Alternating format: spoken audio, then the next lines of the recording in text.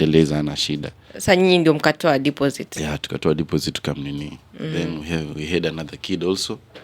Alikuwa anataka nini? Alikuwa anataka kufungua, nitakwambia nini?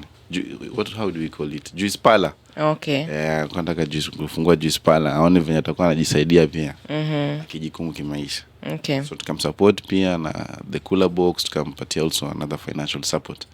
And tuone aone venye atajiendeleza vitu kama hizo. Yeah. Okay. Yeah. Yeah, that's a good thing. That's a good thing.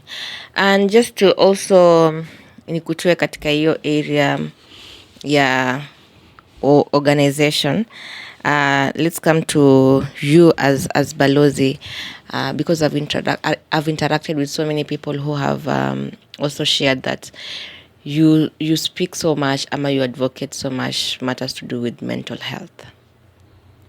Okay.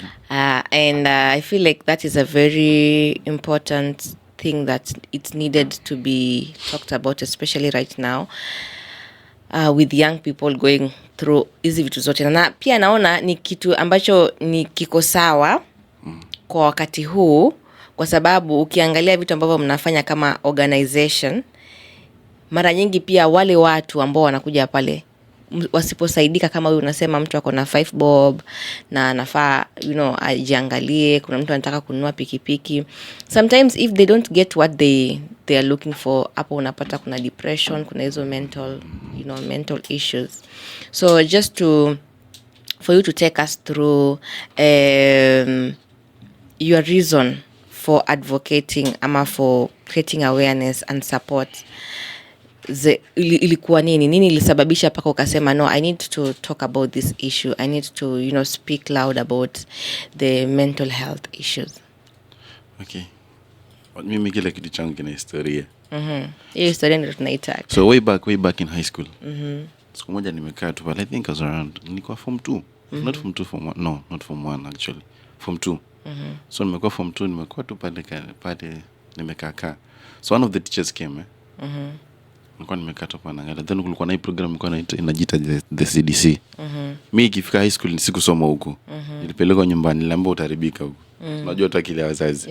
Nikapelekwa nyumbani. So this CDC came up with a program yenye ilikuwa wanafundisha peer counselors. Unaona kutrain, then you be a peer counselor kwa shule yenu. So I was lucky being among the guys who were chosen to be the peer counselors. So niligain hapo. Unaona? I think most of the skills, some of the tactics I gained through the program. Halafu mimi mwenyewe Linda, spend kutoa historia, lakini acha leo nifunguke moyo wangu mwepesi. Funguka moyo. Sije kanipatia mental disorder mimi mwenyewe, na mimi ndo nasaidia watu. Yeah. So my dad died in 2009. Okay. Yeah, huwa sisemagi story, watu wengi wajua, watu wengi wanaona niko na both parents, but my dad died in 2009. So ile hali ya kukaa bila mzazi mmoja, ama ukiona hali mama anapitia after dad go pass, inakuwa ngumu sana, unaona. And I think nilikuwa class 6 hiyo time. So unaona mzee mama anapitia stuff kama hizi. Na mimi mwenyewe inani affect personally, unaona. Okay. Like unaona kama dada angekuwa, mama angekuwa pity life kama hiyo, unaona. But mimi mwenyewe siwezi sema ningekuwa nateseka hiyo time. Sikuwa nateseka. Okay. One of my brother's dad took me during the battle, so akanichukua akasema I need this kid. Huyu kijana nataka na rafiki yangu sana. So mimi siwezi sema nilipitia, but sasa mimi kupitia kwangu niliona venye mamangu alikuwa anateseka through that journey. So hapo ndo nilikuwa naona kweli sasa zingine wanakambe akili inataka kumruka. Unaona? Tunasema responsibility. Nitamsaidia aje huyu? Lakini hapo alikuwa amebaki yeye na dadangu peke yake. Okay. Mimi nilienda, siwezi kudanganya. Sasa mimi sijui kama ningesurvive hiyo mental disorder ama kama ningefanya nini. So mimi nikachukuliwa na brother yake babangu, yenye mpaka leo mumshukuru, anaitwa Mr. Martin Ouma. Penye yako mwana, mimi mumshukuru sana. Ndio amenisupport mpaka leo. Okay. Naona mpaka mimi ni mimi sasa. So ndio nakwambia hapo nilikuwa naona venye mamangu anapita, mamangu mzazi. Unajua kwanza before usaidia watu, jisaidie wewe mwenyewe. Jisaidie mwenyewe kweli. Jisaidie mwenyewe. Sasa nilikuwa kuna zile nitakuja kufanya nini? Okay, I'm always anxious of knowing something. So like nitafanya aje? Na by the anxiety when you want to the topic of mental health. So I'm like nitafanya aje? Nitafanya aje, nifanye nini na nini? So nilikuwa najaribu saa zingine nenda namchekesha mamangu. Nende nimfurahishe, nende nimlishe, yani nifanye mambo mengi nione kama ile akili itamtoka. Kwa ile saa zingine nilikuwa namsaidia, ama saa zingine ningeenda pale kumpigisha story mingi sana namsaidia. Unaona? Kumbe katika zile harakati venye nikiwa mkubwa, nilikuwa nikiona mambo gani ambayo nimefanya mamangu. Kumbe ilikuwa one of the way of dealing with mental health issues. Unaona? Ukimpitia chakula sana, ukimpigisha story, ukifanya nini alale, unamwambia mama lala. Mama nenda uoge kidogo. So those by they are one of the ways of solving mental issues. I think that is a very good, like speaking about losing a parent at a young age, I get that because maybe I've been in that situation. And mwisho wa siku, also talking about how family members wanaingilia katikati ama wanakosa kuingilia katikati really matters, kwa sababu as for you, imagine if your uncle could not kuchukua ama hangechukua ile initiative ya kusema mtoto wa ndugu yangu, jamani acha nimsaidie, wacha nisaidie mamake mzigo wa kumchukua kwa sababu ndugu yangu hayuko kwa wakati huu. Ni kitu ambacho familia nyingi hazifanyi. Na unapata hata kama wakati mwingine familia inafanya, unapata wale watoto wenyewe hawana shukrani.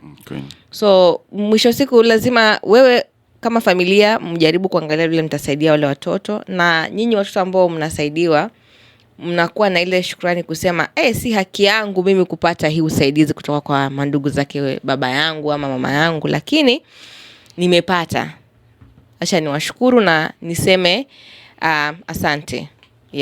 And just to build up from the hiyo na nyinyi umesema, have you ever ushakutana na mtu ambaye labda anakuelezea na kuambia mimi nimepitia haya, babangu ama mamangu alifariki, na unaona anasaidiwa kabisa na familia yake, lakini huyu mtu hana shukrani, analalamika? Kwa sababu mimi pia kuna wakati nimepatana na mtu ambaye babake alikufa, mamake hakupata nafasi ya kukaa na mamake vizuri, na anasaidiwa kweli, anasaidiwa. Yani unajua ile maana kusaidiwa.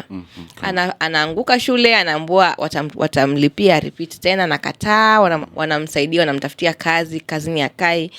Sasa mtu kama yule utamsaidiaje? Lakini ukijua ukiongea naye analaumu wale watu hawanisaidii, lakini wewe mwenyewe mtu nje ukiona huyu mtu anasaidiwa. Je, mtu kama huyo ukipatana naye ni kitu gani unaweza mwambia ama unaweza muadvise? Sasa huyo tutasema na ndio anapitia sasa machangamoto nyingi sana za kiakili. Unasaidiwa na uoni. So like sijui kama mtashainifuata.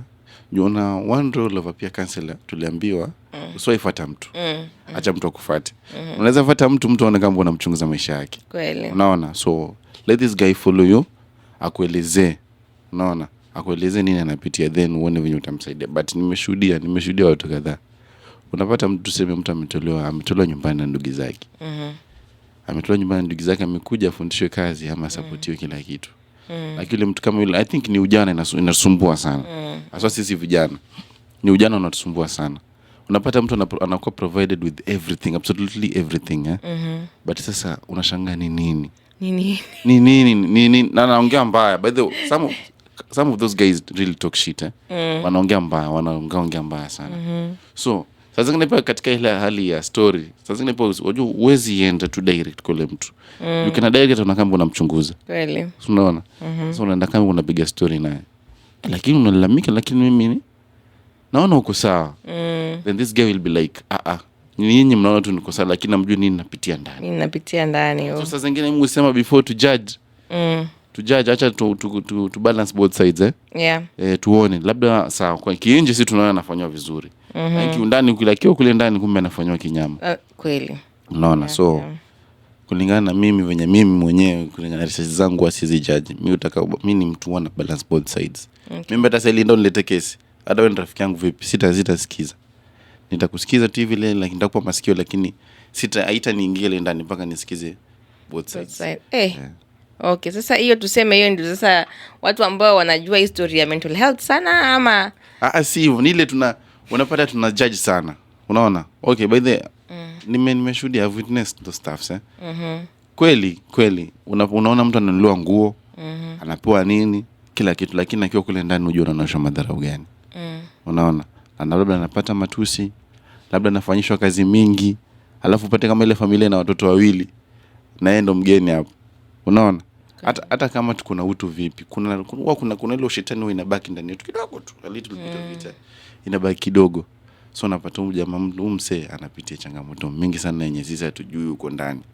Na je, wale watu ambao huwa ushapatana, there are those people, sijui ni nini, lakini unapata mtu kila kitu akifanyiwa, jamani mimi ni yatima, jamani mnihurumie mimi ni yatima, and somebody is 30 years anakuambia mimi ni yatima, unanifanyia hivyo kwa sababu mimi ni yatima. Sasa wewe ndio kibao, because sawa, at the end of the day we can't judge someone. You need to hear both sides, lakini there are some things that when you hear inakwambia tu by the way mtu ana shukrani kweli. Because unapata mtu analalamika and the only excuse ako nayo ni mimi ni yatima. Andaka penye yatima, umefiliwa na mzazi mmoja, wewe ni yatima at 30 years. Wewe si yatima. I feel like kwanza hebu tuambie sijui just your thoughts. Tusemi kwamba sisi ni expert, lakini your thought, when is the last time mtu anafanze kusema aache kusema mimi ni yatima? At what age? Okay, Lina. Mtu sitakaje kitu. Unaweza pata mtu what parents died akiwa young. Na jai confess ama jai ambia mtu ni yatima. Jua anajua venye na fight na hii life yeye mwenyewe, unaona? So hiyo unapata tu jibabali kubwa. Sitakaje, Mungu anisamee ama mnisamee wasikilizaji na watazamaji.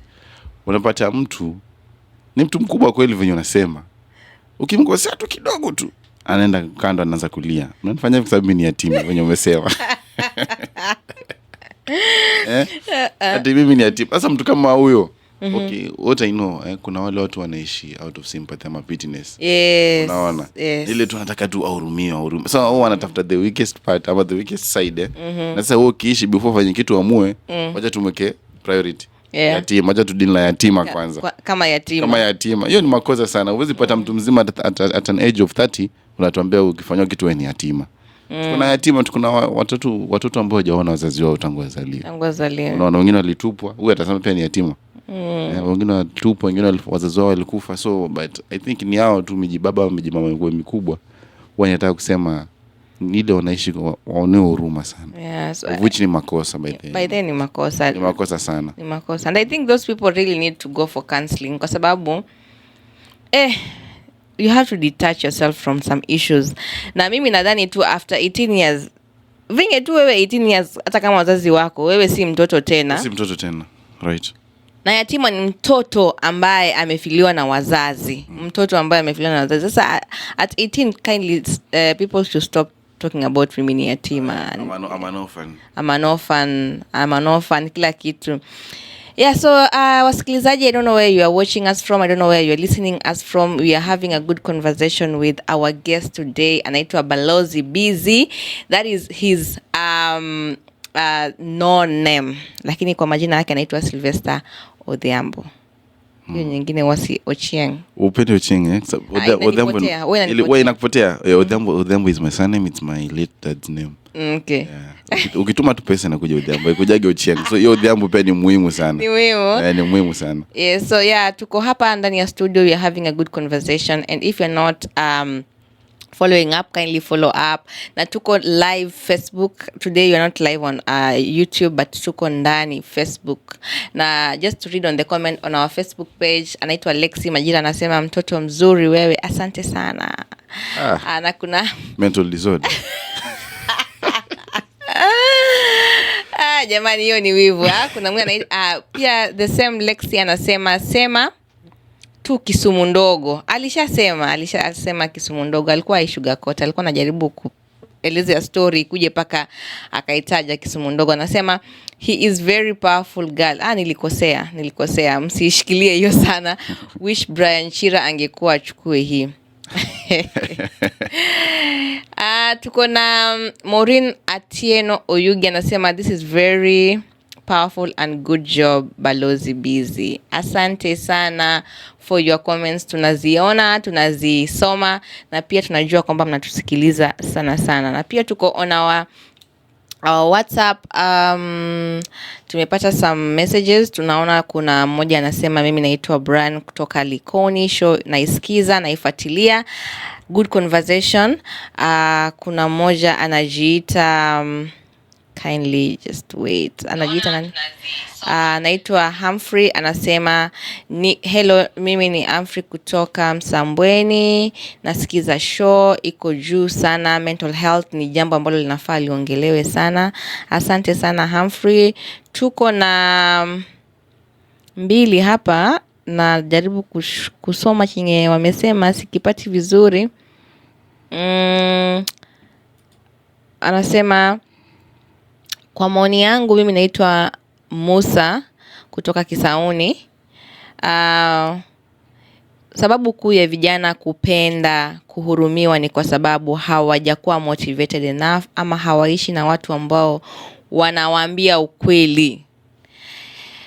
Sijui unasemaje kuhusu hilo jambo Balozi, lakini tutalizungumzia, na pia tu kujaribu kueleza kwamba asanteni sana kwa maoni yenu, na pia kueleza kwamba tuko na vipindi kadhaa katikati ya wiki. Tuko na Education Hub katikati ya wiki, that is on Monday at 9 am until 10 pm. Tunaongelea masuala zima ya wazazi na watoto wa shule. Tuko na jukwaa la wanawake ambayo inaongelea masuala ya wanawake every Wednesday at 11:30 mpaka saa 7. Tuko na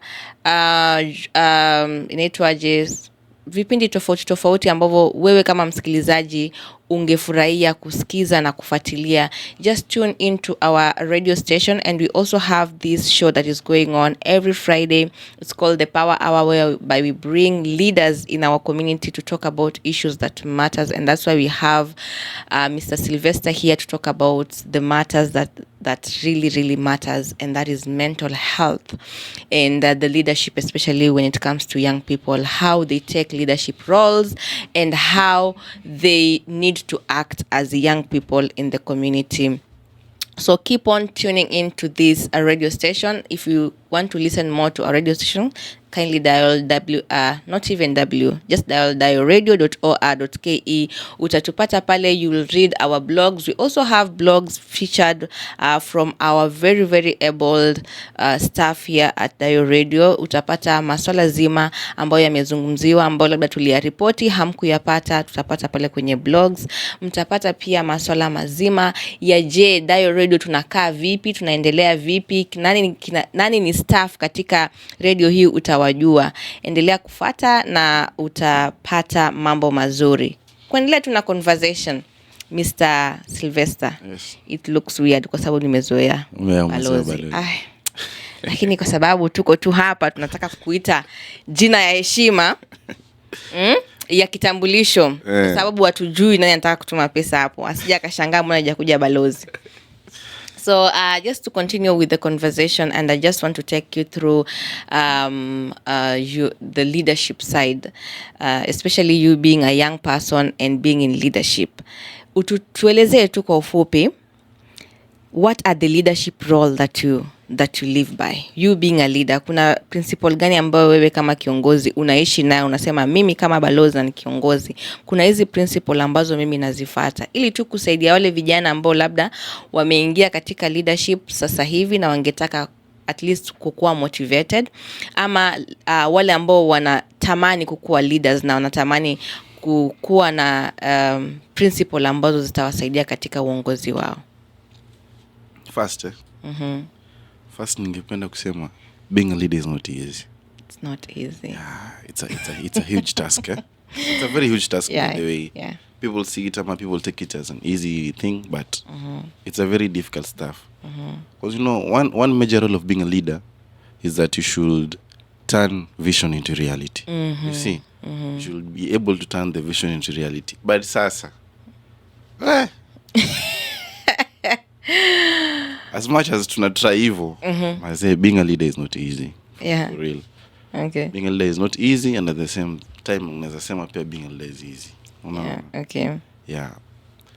Kwanza katika jamii sahi, sisi vijana, ukienda tu pale chini, watu wengi wanaona kwanza unafaidika kimapato. Hali ni ngumu na kweli kwa vijana. Sasa walaumu, hali ni ngumu. Lakini changamoto kubwa unapata ni umeenda pale na program zako za hapa na pale, unasikia nitasema ni sanaa ni sajili ya jamii ama sajili ya nini, unanikumbusha mbali Kiswahili. Sajili ya mtaa. Okay. Wewe bana umekuja kupiga mabao. Hizi zako ni mabao tu. Wao kuja hapa kutudanganya, lakini ushalipwa. So this my fellow youth, wanaona tunakaa, let's say place ingine tuko juu sana. Wanaona tunakuja behind the tent, labda sisi tunapangia, tunahesabiwa zetu. Okay. Alafu tunaenda pale tunapigisha story. Unaona? So what they don't understand is that some of us are passionate. Unaona? Tuna volunteer, tunajitolea. Bana ile maisha mimi nilipitia, sitaki hata kama si huyu atapitia, sitaki mtoto wake ama mtoto wangu hajapitia. Unaona? The same path that I followed, sitaki mimi ama kijana huyu kesho yake atafanya nini? Atembelee. Unaona? Lakini sasa changamoto iko wapi? Once ni kama movies tunaziangalia. Once umeanza kuassociate na hizi my youth offices, hizi offices. Watu watakuwa na mbaya, wengi watakuwa na mbaya. Okay. Unaona? Wataona kama sasa wewe uko nao. Unaona? Hiyo ndio changamoto kubwa ya some of the youths. Unaona? But it's a very nice thing mkipata kijana mwenye ametoka jamii yenu anajiendeleza na anajaribu kujikuza, ndipo apate fanya nini? Kuinua ile jamii. Unaona? By the way, it's a very good thing and it's a motivating thing to me and to my circle nimeona pia. Unaona? So one thing I'll say that guides me ni believe. Mimi niliamini na nimeamini naweza. Unaona? Ni believe kwanza to the upcoming. Kama unataka kufanya hiki tunataka roho, ukuwe na roho kubwa. Once you have a big heart, utaweza kudeal na watu. Unaona? Vita ni vingi. Vita ni vingi huku chini. Unaona? Kwanza wewe kama kiongozi ukitaka kukua kama kijana, like tumemwona hapa atatuambia nini? Okay. Unaona changamoto kubwa kwanza inaanza hapo. Tumekuwa tukimwona hapa sasa yeye anatuambia nini? Anakuja kutuambia nini? Labda kwanza kitu watu wanafaa waelewe kwanza kabla sijaendelea. Me being a leader also have a social life. Okay. Unaona? Labda napenda muziki. Mimi kiongozi, labda ikifika kwanza Friday tu mimi nishaanza kujinini, kwenda kujipanga mimi nitamaliza weekend yangu. Lakini sasa watu wataka kuona, watu wanaona a leader ni mtu mwingine holy. Mimi ni leader, mimi si Yesu. Watu wanafaa waelewe. Mimi ni kiongozi, niko na maisha yangu pia. Niko na the baddest part of me na kuna the good side of part of me. Watu wanafaa waelewe. So mimi ningesema tu kimimi venye mimi uamini venye kulingana na swali lako. Mimi ningesema mimi kitu na guide sana ni believe. Okay. Yeah, once ni believe, mimi niliamua nataka kufanya kitu fulani. Unaona? Imani yangu nitasema. Swali kigumu Linda. Imani yangu. Ika kizungu pia. Imani yangu. Imani yangu ndio imeniweka pale. Unaona? Imani yangu ndio ni guide na the passion that I have towards the community and the leadership. I'll say that. Okay. Yeah. Okay, so what I'm taking from your answer is that number one, you should believe that you can do that. Yeah. Number two is to have passion for whatever you're doing. And number three, never give up. Never give up. Yeah. I think that's well taken. As young leaders who are or as young people who are inspiring to be leaders, just believe, never give up, and have passion for what you want, what you're doing. And the passion part, I feel like it's very important because you need to ask yourself why. Why am I doing that? Why am I, True. Why am I doing this thing for the community? Is it something that I love and I'm just passing time? If it's something that you're passing time, you'll get tired. Yeah, and also, Linda, kabla sijasahau, presentability also matters. Yeah, you have to be presentable. You cannot tell me you're a leader and you're not presentable in a community. Okay. Yeah? Utakuwa role model wa nani wewe na mimi? Utakuwa role model wa nani? Lazima uko presentable in each way. Siwezi sema physical, but nasema in each way. Unaona? Lazima uko presentable in each and every way, lazima ukue. When utakuwa unaongelesha watu kwa jamii, itabidi paka ukistyle una change. Okay. Being a leader is not easy, Linda. Working style na change. Lazima ulikuwa unadunda, inabidi sasa unanyooka. Unatembea. By the way, being a leader is not easy. Yeah, I know it's not being easy. a leader is not easy, yeah. And just even taking that part and saying, yes, I'm going to do this. It's not even an easy thing. It's not tu kuitikia kwanza ni sawa. I will do this. Kwanza, you have to fight with your mind. Hey, son. A lot of doubts come in. Watch your mind. You have to fight with your wallet. By the way, people do not consider that. People don't consider that, but you have to fight with your wallet. You most of the time, you know, kando na hii uko kwa hii ground, you're in this field. Most of the time una volunteer. Unatoka hapo kwako umepiga kitu yako safi, umepiga nguo yako safi, mtu anadhani uko na maukoto kwa mfuko. Ajua una volunteer. So you have to fight with your wallet. Watu wajua una volunteer huko nje. Unaona tu huyu analipwa. Huyu analipwa, lakini boss hauna maukoto kwa mfuko. So wanafaa tuheshimu na watupatie nini sana huko nje. Yeah, because most of the time unajikaza tu kwa sababu sasa utafanya aje. And because we just have like around 9 minutes, I just want you to tell us according to you, what are the challenges that you face? Najua kuna baadhi umejaribu kuyataja as you are talking about whatever you need you take as your principle for being a leader. Nataka tu tueleze some of the challenges that you face in your role as a leader, regarding empowering youth, na pia mental health advocacy. Ni nini hiyo ambayo tuseme wewe kama balozi kwa hiyo ku empower young people in leadership and in mental health advocacy? What are the challenges that you face, and what are the things that you do to, you know, to curb the challenges? Okay. Yeah. I'll start by saying, wacha neke ki mental health kwanza. Wacha neke ki mental health kwanza. Wajua siwezi mimi mwenye wanasema mganga jigangi, si ndio? Mganga jigangi. But mimi kitu sana ni guide. Ni kama wewe unaweza kuchezea role fulani. Why don't I reciprocate the same energy to you, to me? Unaona? Why should I not? So what I do, unasema kwanza a slogan of mental health is that it's okay not to be okay. Yeah. Si ndio? Ni sawa kutokuwa sawa? Kwa sawa. Ni sawa kutokuwa sawa. Sasa afya ya kiakili ni kitu kingine muhimu sana kuzingatiwa. Kweli sasa for now imetengwa kiasi, but ni kitu moja kubwa sana kuzingatiwa. Unaona?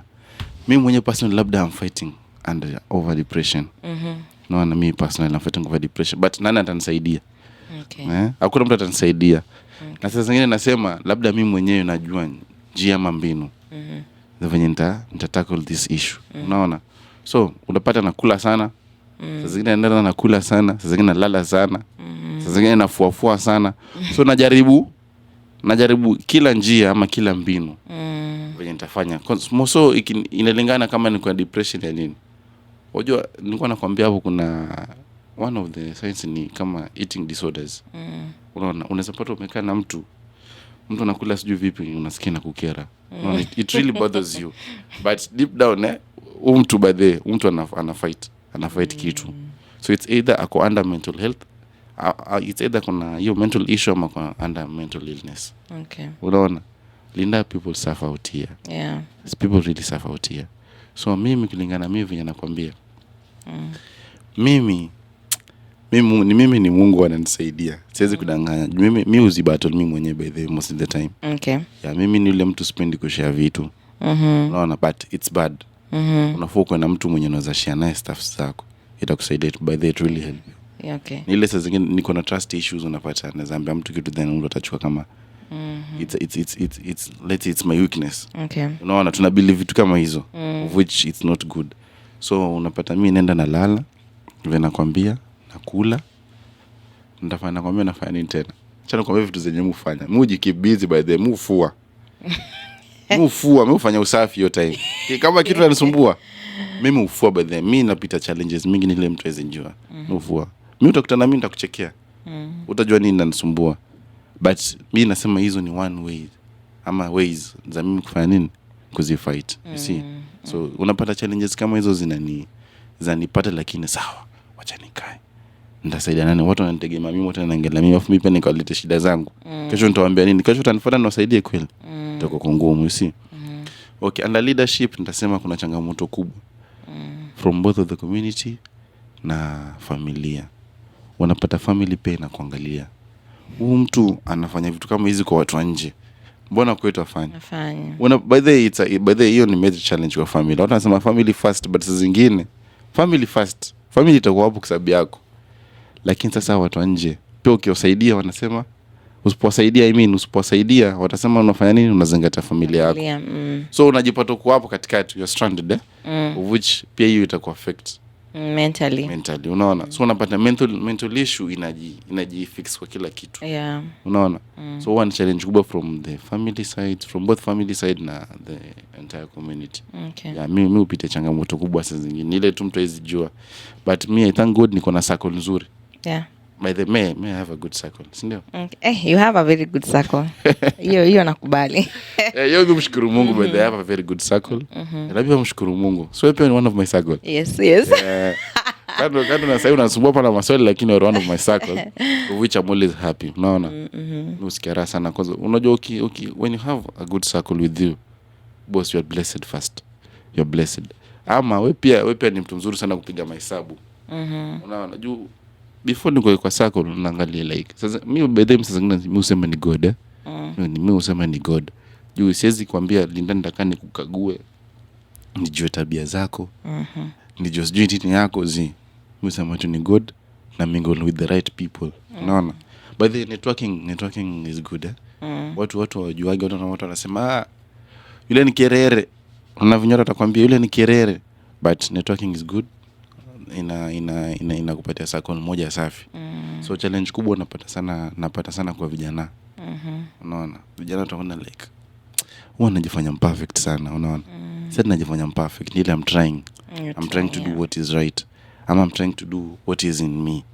Unaona, nile watu ile tulikuwa tunakaa naye maskani siku hizi ametutupa, ametulenga. Si hivyo, nile watu waelewi. Nile tu saa zingine pia unajaribu kujifix, nile pia unaona kama vijana wenzangu tumekuwa nao, tumegrow up pamoja, but it's kind of that pushing me away. Nifanye nini? Acha nienda huko nje nitafute maisha mengine basi. And the roles comes with responsibility. The roles responsible. Sasa nile tu unaenda kutafuta maisha mengine, but one thing nilikuwa nakwambia, never give up. Rudi pale, fightia jamii yako, wewe ongeleshe. Wakikuharibia njia hii ama watu wengine wakiongea vibaya hivi, wewe geuze na positive way. By the way, I'm a positive man. Me positive nini, but the positive attitude always guides me. Iko in me, by the way. Okay. I think from whatever Sylvester is saying is that kwanza as a leader, what I'm picking from whatever he has said is that as a leader, as you go up, you become lonely, and you just need to have a circle of people who will be there for you, because sometimes it's very hard for people to understand where you're coming from, especially people who are depending on you. It's very hard for you to explain to them and say, hey, I'm going through this, because they're looking on you. Wanakuangalia, wapatie advice, wasaidie. So just have some people who are going to be watu ambao watakukumbusha who you are, watu ambao when you sit with them you feel like they understand where I'm coming from, they understand me because they are in the same situation. And I feel like whatever he has shared, it's enough for any person who is inspiring to be a leader, especially the young people who is inspiring to be a leader, to take up this thing and say, okay, I can do this, and also just know that at the end of the day there are challenges, but hakuna kitu ambayo yezekani. As Balozy says, ni God. Ni God. There's some things we just need to pray, because kama mwanadamu you can't even explain, but God will come through. Ni God. So just finishing up on the show, I'd like to give Balozy a chance to say any last word to the youth, to anyone, to the youth especially, any word for them, and also to the other leaders who are in the community, especially the young leaders, for awambie kitu kuhusiana na leadership ama kuhusiana na the youth themselves. Just tell them, a word as we finish up. Inaitwa parting shot ama inaitwa parting shot. So nilikuwa kuna rafiki yangu karibu jana alikuwa anaelezea watu kitu na nikashika. Anaitwa Hakimu wa Ghetto.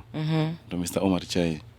Anasema mtazamo wako wa kimaisha wewe ni tofauti sana na mtazamo mwenzio wa kimaisha. Sawa? Usione mimi naishi maisha kama haya ukatamani kuishi na mimi kama hivi. Unajua napitia changamoto zipi. Okay. So kila mtu angalia maisha yake, azingatie maisha yake. Ukiona anaweza kusaidia pahali, we jumuika na mtu. And I also have a good friend of mine called Mr. Brand B. Yenye huwa ananikumbusha kila siku. I think ni maneno matatu tu. It's a 3-word phrase in Swahili, Yeah, Mr. Brian B penye uko mwana kushukuru sana. By the way, he's a lot. He means a lot to me, as much as he's a good friend and he's a brother. Yeye usema wewe si wa wewe. Hiyo kitu nikianza kuexplain ya sahi. It's either utaelewa ama utaelewa. Lakini usema wewe si wa wewe. Umeelewa ama bado hujaelewa hapo? Naelewa. Umeelewa? Nimeelewa. Ushaambiwa umeelewa tu. Nimeelewa. Ama ushasikia pale. Nimeelewa. Wewe anasema wewe si wa wewe. Yaani ukienda before ufanye kitu, jiulize nafanya hiki kitu kwa nini? Sifanye kitu kwa sababu yangu. Nafanya hiki kitu kwa sababu ya mtu fulani na fulani. Unaona? You must be a huge contributor to people's life. Even though you believe na at least me people believe hivyo, unaona? Like akikwambia wewe si wa wewe. Anakwambia unajua kwa nini umeenda leo radio station? Naambia sijui. Nije umeenda hapo radio station uelimisha watu wengine, ufunguke macho kama wewe. So wewe si wa wewe. Mimi ni wa wewe, mimi ni wa yule, mimi ni yule, lakini mimi si wa mimi. So I think ni hizo. Watu wasichoke, watu wakuwe na maupendo mingi sana hapa nje, na pia watu wajaribu kuelewa wenzao. It's not easy by the journey is not easy. Na pia sote tunajaribu thrive kimaisha. Unaona? So that's all I'll say. Okay. And that is a very good parting shot. Wewe si wa wewe. Okay. Sawa. Mimi ni wa wewe, lakini mimi si wa mimi. Mimi si wa mimi. And the moment we mentioned brand bill, nilijua tu hapa it's going down. Sawa, lakini we are thankful for your time, for coming here and for giving us your insight. It was very, very informative. It was very eye-opening, and I hope that young people have gotten some good stuff out of you. And we are also just letting you know that we might call you again for some other topics, because I feel like this topic was not really dealt with properly because of time, but we need hata mimi nimefeel kwanza hapo kwa mental health. Nilikuwa nimekuja nimeiva vibaya sana ile tu. Nilikuwa nimeiva sana. Itabidi weke kama 2 hours. Hii 1 hour mimi naona ni ndogo sana. 1 hour ni kidogo. Yeah, sawa. Tutaweka 2 hours, and pia at the end of the day it's a reason for you for us to be having you again and again. We want our guests to be our friends and to visit us more and more, because I believe that so many young people will call you. Sometimes we bring people here and people ask, kwa nini so and so akuji? But yeah, this is the reason as to why we want you back again. So kuna mmoja anasema, just to read on the comment before we finish, kuna mmoja anasema Pascal Mkeni anacheka, sijui kwa nini anacheka na sijui kama unamjua. Anasema uongo. Sasa sijui ni uongo ni ya nini. Kuna mmoja anasema, anaitwa Ramos Junior, anasema ametag watu akasema, this is your home, hebu tafuta Linda and make this house be big. I believe in you. Watu wangu, let's do this. I'm so happy for asante sana. Kuna Wendy Saro anasema very powerful conversation. Asante sana Wendy. Kuna Millicent Ogosh anasema very true, na pia Wendy anasema following. Asanteni sana. This is our Facebook people, wamejitokeza full. We also have people on WhatsApp wanasema jamani huyo msee sawa, big up. Kuna mmoja anasema pia hapo kwa mimi si wa mimi, hiyo sasa nimeichukua mimi pia. Sasa ameshatoa siri, wengi tumejua siri. Ni sawa, it is for you people to know, pia kuwasaidia one way or the other. Kuna mmoja anasema you need to bring that guy, he's very hilarious. Sawa, tutamleta tena. Unasikia? Unasikia? Asante sana penye huko. Kidogo ni venye tunakutaka tena. Kuna mmoja amesema hapa ati msee anachoma on airs. Sawa. Sawa. Thank you for listening. Thank you for keeping us company from the beginning till the end. We wish you nothing but the best, and we believe that you are a good team supporter, and we love you so much. And for that, we will be seeing you again next time, same place, same time, with a different face but the same vibe. And if you want to see this guy again, kama mmoja tayari ashasema anamtaka tena, just let us know that you want him again, and we'll be bringing him again and again mpaka mumchoke. Sawa. Hawezi nichoka. Hawezi kuchoka. Kunichoka nani? Mimi najua vibe. Vibe na huyu ako na vibe. Hata si vibe, ako na vibe. Sawa sawa. Watakuchoka, si ndio?